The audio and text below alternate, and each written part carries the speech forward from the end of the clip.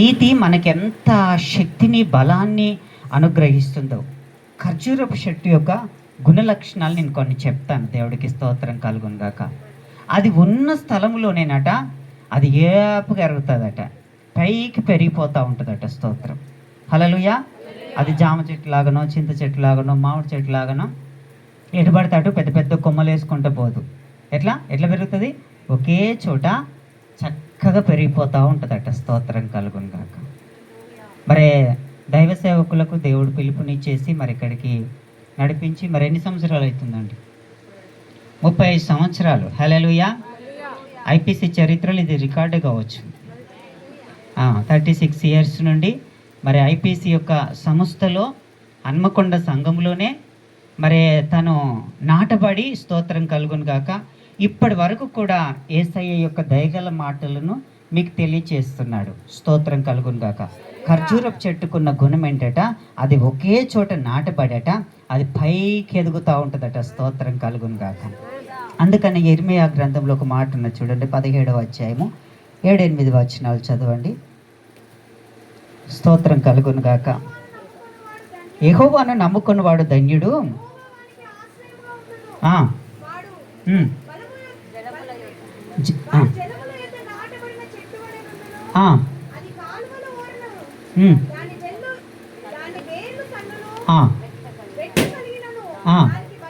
వెట్ట కలిగినను దానికి భయపడదు, దాని ఆకు పచ్చగా ఉండును, వర్షం లేని సంవత్సరమున చింత నొందదు.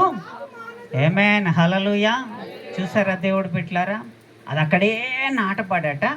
స్తోత్రం కలుగును గాక. వర్షం లేని సంవత్సరంలో కూడానట చింత నొందదట, కాపు.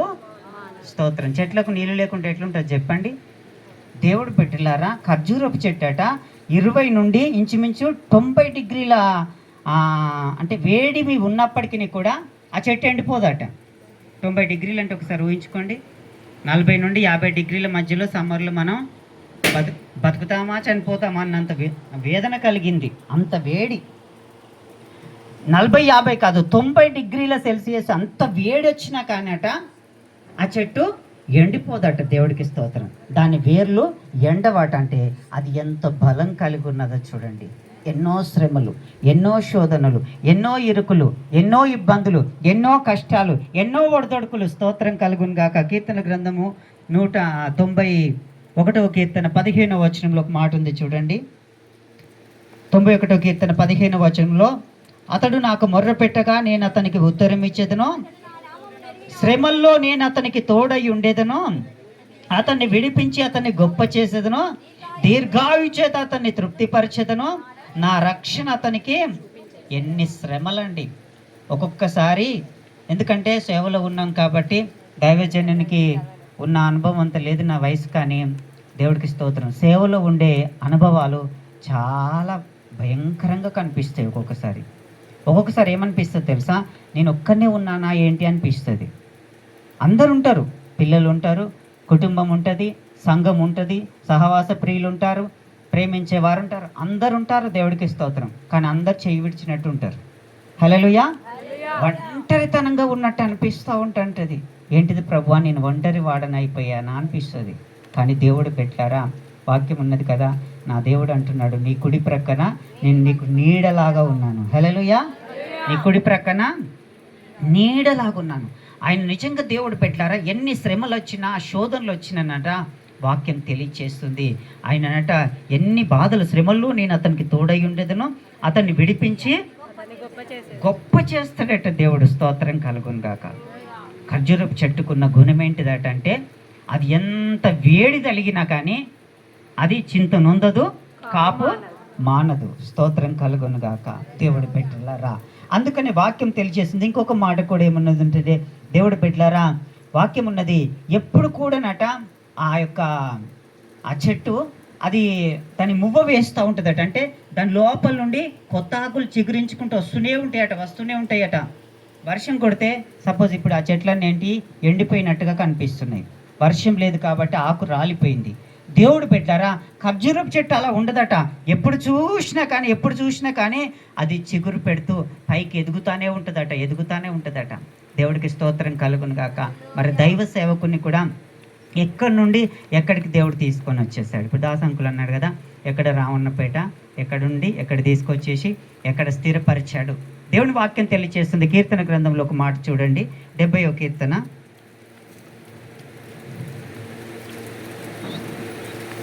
సారీ 78వ కీర్తన 70వ వచనంలో చూడండి. 78వ కీర్తన 70వ వచనంలో, తన దాసుడైన దావీదును కోరుకొని అతన్ని పిలిపించి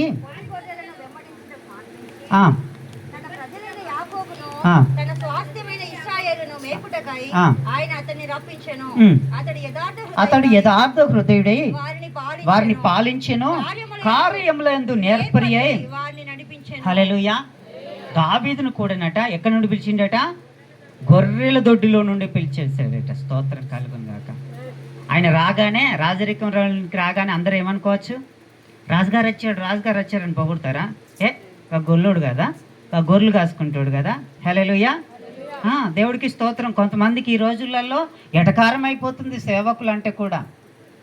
పెద్ద పెద్ద బోధలు కావాలి, ఇంగ్లీష్ బోధలు కావాలి. స్తోత్రం కలుగును గాక. ఎందుకంటే తెలుగు అర్థమైతే లేదు కాబట్టి ఏం కావాలి? ఇంగ్లీష్ బోధలు కావాలి. స్తోత్రం. దావీదును కూడా ఎంతమంది ఎన్ని విధాలుగా విమర్శ చేశారో. స్తోత్రం కలుగును గాక. ఏంది గొర్రెలు కాసుకుంటే ఆయన వచ్చేసి రాజుగా చేయడం ఏంటిది? స్తోత్రం కలుగును గాక. దేవుడు పెట్టారా, దేవుడు అతన్ని ఏర్పరచుకున్నాడు. ఆ గొర్రెల దొడ్డిలో నుండి పిలిచి ఇశ్రాయేలు ప్రజలను పరిపాలించడం కొరకు దేవుడు ఏర్పాటు చేసుకున్నాడు.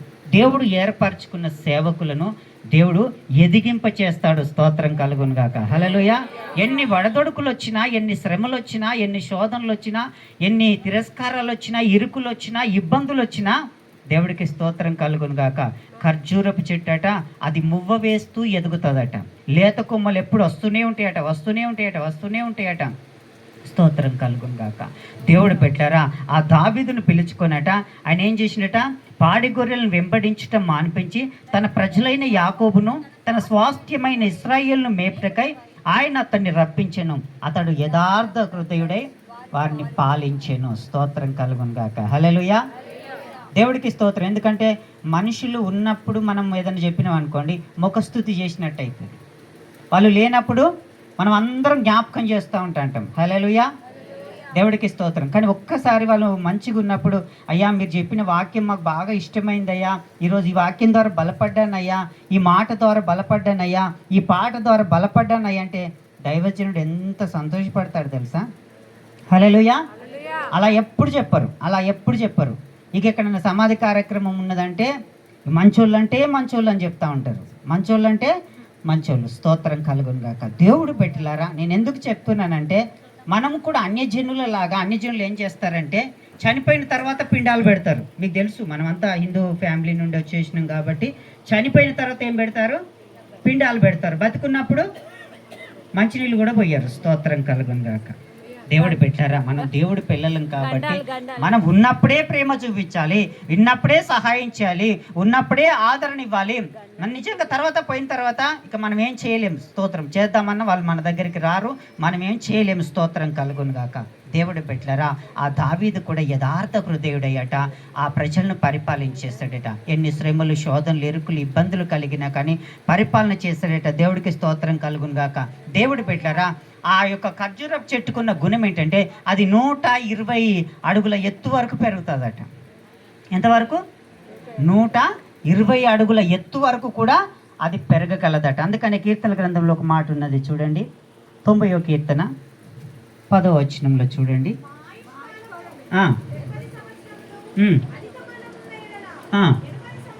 80 సంవత్సరములగును. చాలు నాన్న. హల్లెలూయా. దేవుడికి స్తోత్రం. వాక్యం ఏమని తెలియజేస్తుంది? మా ఆయుష్ కాలము ఎన్ని సంవత్సరాలు? అయ్యగారికి ఎన్ని అంటే తన ఆయుష్ కాలం ఎప్పుడో దాటిండు. స్తోత్రం కలుగును గాక. ఇప్పుడు ఎక్కడికి వచ్చిందంటే అధిక బలంలోనికి వచ్చేసాడు. హల్లెలూయా.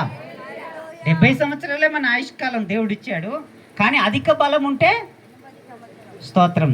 మరి దేవుడు అధిక బలాన్ని ఇచ్చేసాడు దైవజనునికి. ఏ బలం? అధిక బలం. 70 దాటిండ్రంటే వాళ్ళకు దేవుడు, ఆ రాంటి కూడా 77 అధిక బలం. స్తోత్రం కలుగును గాక.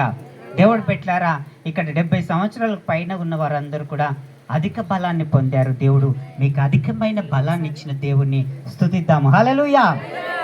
దేవుడు పెట్టారా, చూడండి మా ఆయుష్కాలము 70 సంవత్సరాలు. అధిక బలం ఉంటే మరి నీతిమంతుడు ఖర్జూర వృక్షం వలె మువ్వ వేస్తారట. అంటే ఎంత గొప్ప ఆయుష్కాలమో చూడండి. దేవుడికి స్తోత్రం కలుగును గాక.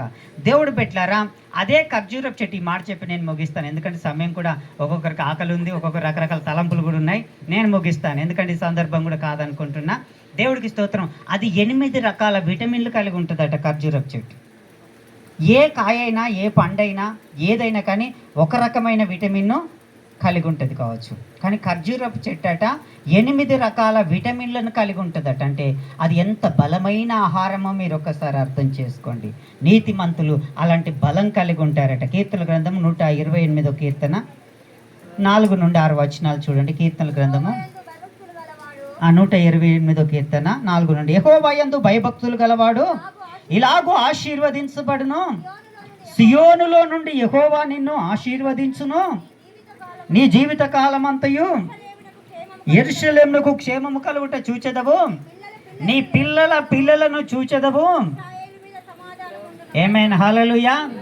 యెహోవా యందు భయభక్తులు గలవాడట ఇలాగూ ఆశీర్వదించబడతాడట. అయ్యగారికి ఉన్న తపన ఏంటంటే, స్తోత్రం కలుగును గాక, నా తదనంతరము సంఘానికి ఒక మంచి కాపరి రావాలి. హల్లెలూయా.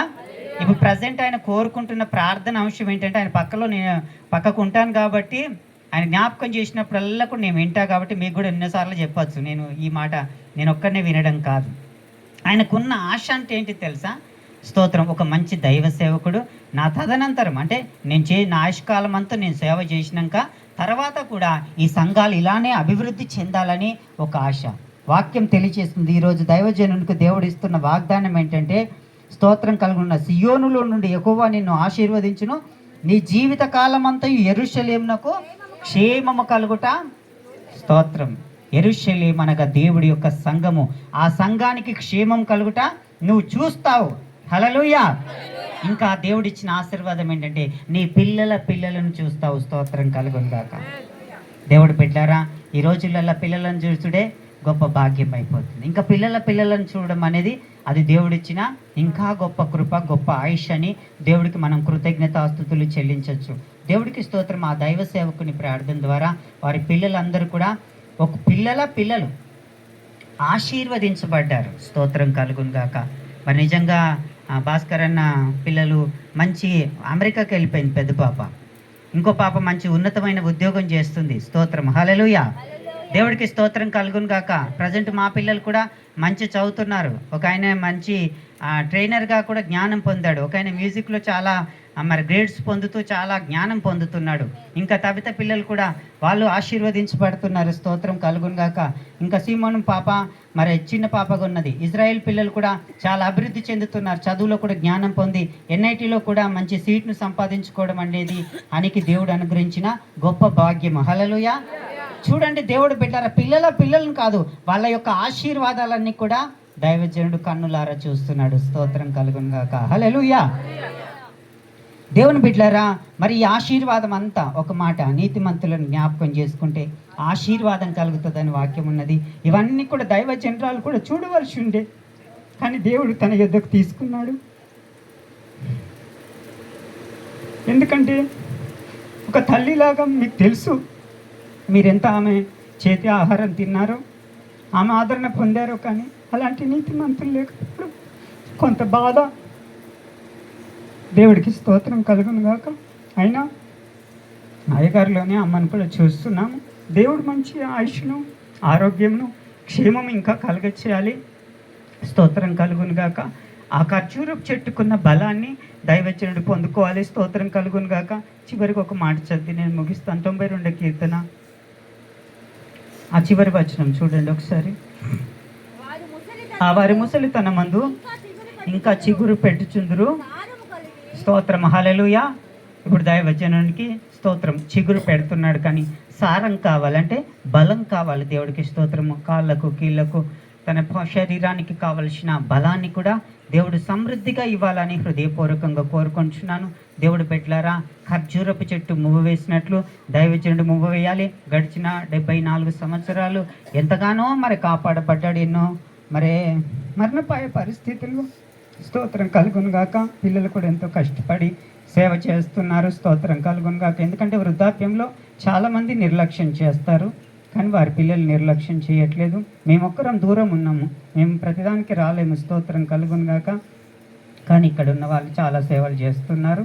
స్తోత్రం కలుగును గాక. వారి పిల్లల్ని ఇలా చూసుకోవడము, ఇలా వారి పిల్లలు తన కళ్ళ ముందు దీవించబడము, అది దేవుడు అనుగ్రహించిన భాగ్యము. ఇంకా ఆ పిల్లల యొక్క పిల్లలను కూడా చూడాలని, ఇంకా సంఘంలో మంచి గొప్ప సేవకుడిగా ఇంకా ఎదిగి మంచిగా పరిచర్య చేయాలని నేను హృదయపూర్వకంగా కోరుకుంటూ ఈ అవకాశం ఇచ్చిన దైవజనులకు విన్న మీ అందరికీ కూడా మరొకసారి నా హృదయపూర్వక వందనాలు తెలియజేస్తూ ఈ నా మాటలు ముగిస్తున్నాను. దేవుడి వాక్యం మన వెనుకడిలో దీవించును గాక.